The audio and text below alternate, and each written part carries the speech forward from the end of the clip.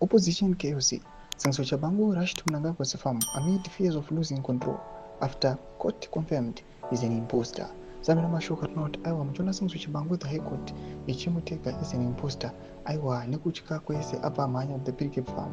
Yatuwa not it was called Nimutoka Miro Yika Kunyango Jajo Matusi members asina kuatenda. Zamina Mashoka Mbenyo Kapana Apuno subscribe or like or turn the bell icon. Tipina Panabam Chinjiri Domlanyara GT. Today at the Mnangagwa's farm in Kwekwe, Opposition Senator and self-proclaimed Secretary General Sangso Chabangu was seen in the company of his lawyer, Senator Kukaka Fulo, and PR MPs Otilia Sibanda and Nomatlatla Hlohlo. This comes in the wake of a court ruling banning Chabangu from acting on behalf of the Citizen Coalition for Change, effectively confirming his status as an imposter, a narrative the party has maintained since his emergency after the 2023 elections.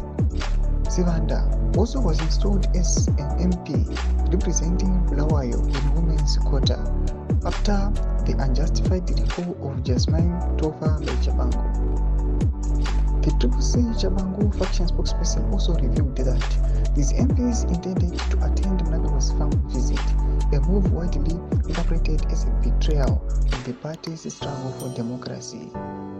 Their actions consistently reveal opportunistic tendencies, prioritizing personal gain over the collective good. They have repeatedly undermined the democratic struggle, exploiting loopholes for their benefit at the expense of the people they claim to represent. Finally, today's visit to Mnangagwa's farm deletes any doubt about their motive to promote ZANU-PF agenda.